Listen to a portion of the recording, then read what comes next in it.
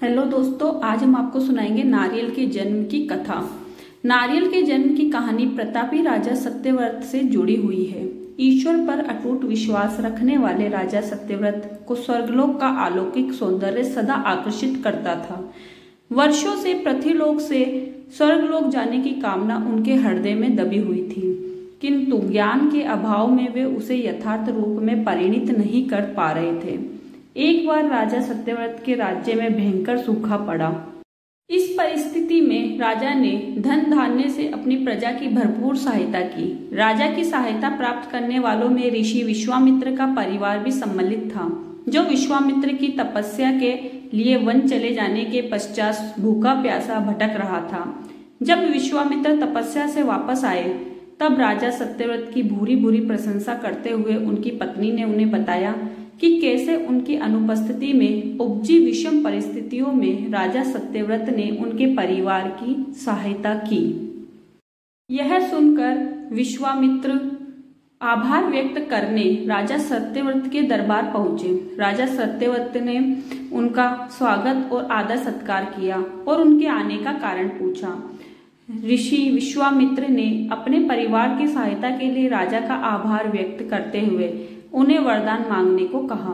राजा सत्यव्रत ने अपने हृदय में दबी स्वर्ग जाने की कामना का वर्णन कर ऋषि विश्वामित्र से निवेदन किया कि यदि उन्हें वरदान देना ही है तो वरदान स्वरूप उन्हें स्वर्ग जाने का मार्ग बता दे। को वरदान देते हुए विश्वामित्र ने अपने तेज और शक्ति से एक ऐसे मार्ग का निर्माण किया जो सीधा स्वर्ग को जाता था।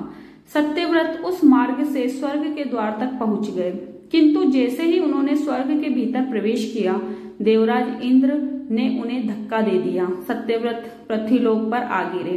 उन्होंने देवराज इंद्र की धृष्टता का वर्णन जब विश्वामित्र से किया तो वे अत्यंत क्रोधित हुए और देवताओं के पास पहुंचे। देवतागण विश्वामित्र का बहुत सम्मान करते थे, किंतु किसी मनुष्य को स्वर्गलोक में प्रवेश देने वे तैयार नहीं हुए। अंततः इस समस्या का एक हल निकाला गया। विश्वामित्र ने पृथ्वीलोक और स्वर्गलोक के मध्य एक छद्म स्वर्गलोक का निर्माण करवाया, जो राजा सत्यव्रत के लिए था। देवताओं को इसमें कोई आपत्ति नहीं थी। राजा सत्यव्रत भी बहुत प्रसन्न थे, किंतु नए स्वर्गलोक के संबंध में ऋषि विश्वामित्र चिंतित थे। उन्हें डर था कि कहीं तेज हवा के झोंके से उनका बनाया स्वर्गलोक डगमगा न जाए। ऐसे में राजा सत्यव्रत पुनः पृथ्वी पर गिर पड़ेंगे। इस समस्या का निदान करते हुए उन्होंने नवीन स्वर्गलोक को सहारा देने पृथ्वीलोक से नवीन स्वर्गलोक तक एक मजबूत खंबे का निर्माण किया। माना जाता है कि इस खंबे का तना बाद में एक पेड़ में परिवर्तित हो गया और राजा सत्यव्रत का सिर इसका फल बन गया। इस पेड़ को ही नारियल का पेड़ और राजा के सिर को नारियल का फल माना जाता है। यही कारण है कि नारियल के पेड़ बहुत ऊंचे होते हैं और उनके फल बहुत ऊंचाई पर लगते हैं। कथा अनुसार पृथ्वीलोक और स्वर्गलोक के मध्य लटके होने के कारण राजा सत्यव्रत को न इधर का न उधर का उपाधि दी गई है। तो इस प्रकार नारियल का जन्म हुआ। हिंदू धर्म में नारियल का विशेष महत्व है। पूजा अनुष्ठान और हर शुभ कार्य मंगल कार्य के आरंभ में नारियल फोड़ा जाता है।